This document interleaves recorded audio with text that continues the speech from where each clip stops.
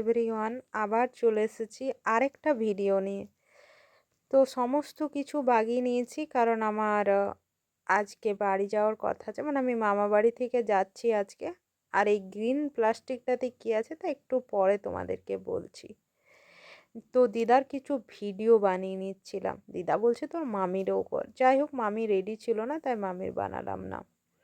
এই মানুষটাকে সত্যি বলছি, এই মানুষটার এখন দিন দিন বয়স হচ্ছে, কিন্তু সত্যি মনটা খারাপ হচ্ছে।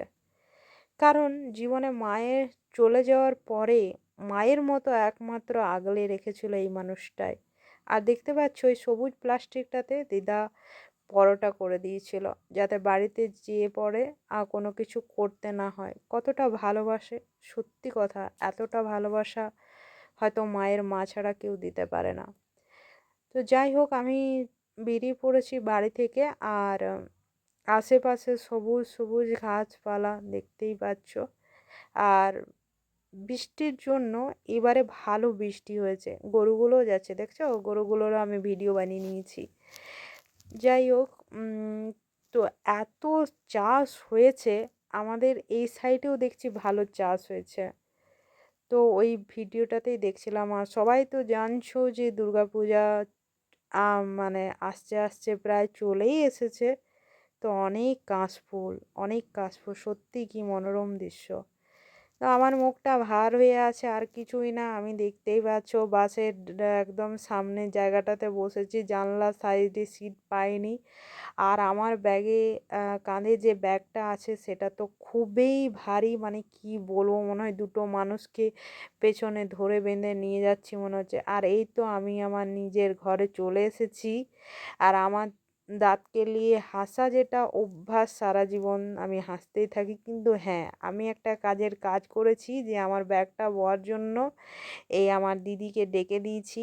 তো যাই হোক, বলি আমাকে মরটা যাতে না বইতে হয়। তো দিদি বললো ঠিক আছে আমি যাচ্ছি, তোর থলিটা ধরে আমি নিয়ে চলে আসবো।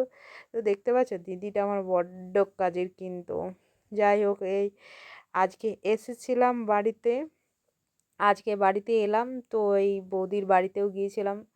আহ, তো বৌদির সাথে দেখা করতে চলে এসেছি। আর এই যে বাচ্চাটা দুষ্টু, বাচ্চাটা এত দুষ্টু, যা নাচ করছিল না, ওই জন্য আমি ভিডিওটা বানাতে চাইছিলাম। কিন্তু যেই দেখলো না ভিডিও বানাচ্ছে, সেই নাচটা বন্ধ করে দিল। তো যাই হোক, আমার কি বলবো, দুঃখের শেষ নেই। এই যে দেখছো এটা ব্রডব্যান্ড, এইটাতেই আমি কাজ করি। কারণ এখানে নেটওয়ার্ক হচ্ছে বাবাজিকার ঠুল্লু, এখানে ইন্টারনেটের পরিষেবা কিন্তু কিছু নেই।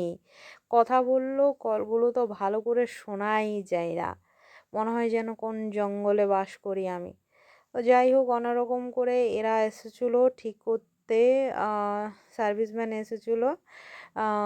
কিন্তু দুঃখের বিষয় যে আমার ব্রডব্যান্ডটা তো ও ঠিক হয়নি, মানে ঠিক হয়েছিল আবার সেই আবার খারাপ। তো রাত্রেবেলাতে, দিনের বেলাতেও চিকেন, আর ওই চিকেন রাত্রেও রেখেছিলাম। রাত্রে চিকেন কষা আর রুটি। আর সত্যি বলছি, এতটা টায়ার্ড ছিলাম দিনের বেলায় আর মেনু শেয়ার করতে পারিনি। তাই রাত্রেবেলায় যে চিকেন কষা রুটিটা খাচ্ছি সেটা বলি একটু শেয়ার করে নিই। তো যাই হোক, চিকেন কষা রুটি কিন্তু সত্যি রাত্রেবেলায় ভালো লাগে, যা বলো তাই বলো। কারণ ঝোলটা ভাতের সাথে ঠিক আছে, কিন্তু রুটির সাথে চিকেন কষার কিন্তু তুলনা হয় না। রাত্রের খাবারটাও বেশ জমে গেছে। কিন্তু কি বলবো আর, এই তাড়াতাড়ি করে খেতে হয়, কারণ আবার সেই আমাকে কাজেও বসতে হয়। বেশিক্ষণ তো খাবার সময়ও পাই না আমি। একটু যে শান্তি আর তৃপ্তিতে খাবো, তাও আমার হয়ে ওঠে না। আর সমস্ত কিছু মিলিয়ে একটা জাস্ট ভিডিওতে ছেড়ে দিয়েছি আমি। কারণ এটা সেই দিনের ঘটনা নয় যেদিন আমি বাড়িতে এসেছি, এটা তার পরের দিনের ঘটনা। তো চলো এসো, আমাদের বাড়িতে একটা ছোট্টখাটো অ্যামাজনের জঙ্গল আছে, যেটা না দেখালে কিন্তু হবে না তোমাদেরকে। যেটা এখন ছোটোখাটো একটা অ্যামাজনের জঙ্গল, কিন্তু এটা আগে ছিল না। আগে এই বাড়িটা কিন্তু অনেক পরিষ্কার থাকতো যখন মা একটা সময় ছিল। কিন্তু সত্যি কথা বলতে গেলে, যে মেয়েরা না থাকলে বাড়িতে ঘর কিন্তু পরিষ্কার পরিচ্ছন্ন থাকে না। আমি জানি না কেন, কিন্তু ছেলেরা সত্যিই পরিষ্কার পরিচ্ছন্ন রাখতে পারে না। উফ! আমার বাবাটাও তাই সেম।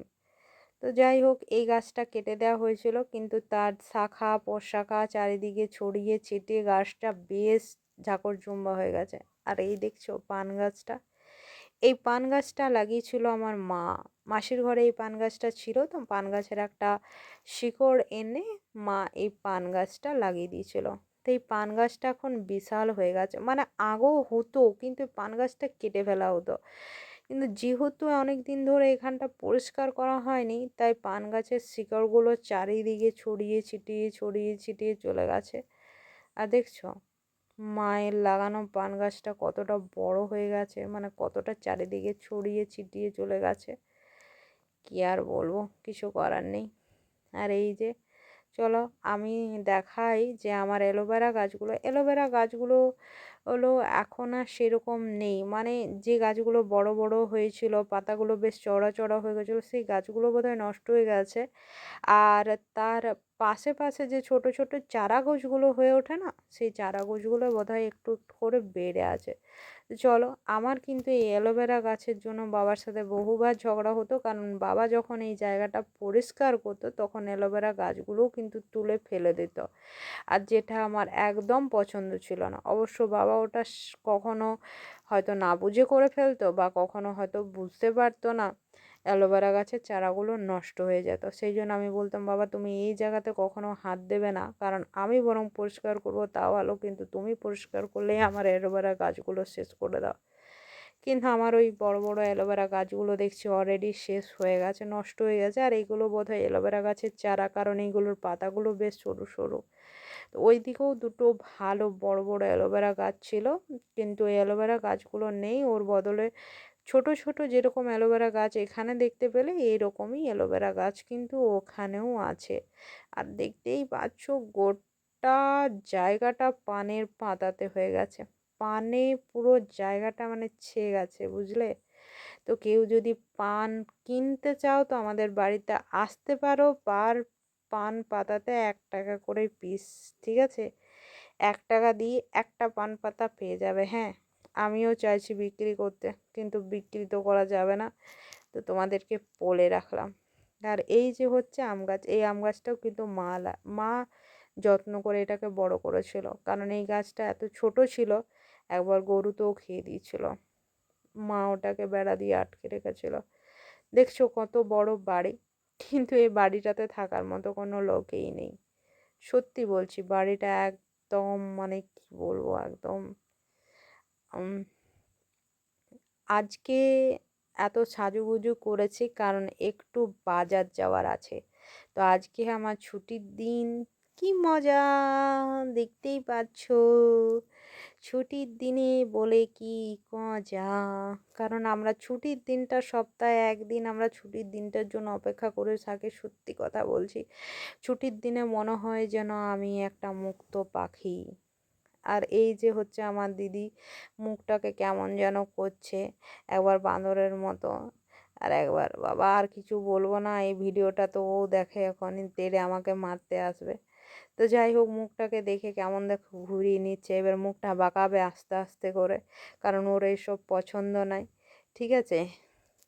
তো যাই হোক, ওর এইসব পছন্দ নেই, ও দেখলে মুখটা কেমন বাঁকালো। যাই হোক, ওর আমি এই যে তোমাদেরকে দেখাই, এইটা হচ্ছে আসানসোলের হটন রোড। এখানে যদি মানুষ পড়েও যায় না, তো মানুষের পায়ে দাবাতেই মরে যাবে, বিশ্বাস করো। কিন্তু আজ বাজারটা ফাঁকাই আছে, অত ভিড় নেই। তো আমরা একটা জামার দোকানে ঢুকেছিলাম, জামা দেখা হয়ে গেছে, বেরিয়ে গেছি। এইবারে আমরা একটা চাটের দোকানে ঢুকেছিলাম, ঠিক আছে? তো চাট খেয়ে নিলাম। আর এইবারে রাত্রের মেনুতে চলে আসছি, সেটা হচ্ছে মাধুরীর ছোলা ভট্টা। যারা আসানসোলে থাকো তারা জানবেই যে মাধুরীর ছোলা ভট্টা কতটা বিখ্যাত ছোলা ভট্টা। দুর্গাপূজায় তো চেয়ারে বসার জায়গা পাওয়া যায় না, লম্বা লাইন দিয়ে দাঁড়িয়ে থাকতে হয়। আমরা রাতের বেলায় চলে এসেছিলাম ছোলা ভট্টা নিয়ে, কারণ আমাদের প্ল্যান ছিল এটাই রাত্রেবেলায় খাবো, ঠিক আছে? আর কোনো কিছু রাত্রে খাওয়ার করার ক্ষমতা নেই, এত বাজারে ঘোরাফেরা হয়েছে, সবার পায়ে খুব ব্যথা, আর ধোয়ারও কোনো ক্ষমতা নেই। তাই আমরা যাই হোক এটাই ভেবে নিয়েছিলাম, এটাই পরিকল্পনা করে নিয়েছিলাম যে ছোলা ভট্টা খাবো আর পরে দুটি মুড়ি খাবো। তো যাই হোক, আমাদের দেখো ছোলা বটা রেডি। আর এবারে খেয়ে নেওয়ার পালা। যাই হোক, রাত হয়ে গেছে, দিদি আর একটা প্যাকেট খুলে নিচ্ছে। ঠিক আছে, এরকমভাবে আমাদের এখন ছোলা ভটরা খাওয়া হবে। অনেকের রাত হলো। তো যাই হোক, আজ এই পর্যন্ত। আবার পরের ব্লগে দেখা হবে। Bye bye, tata.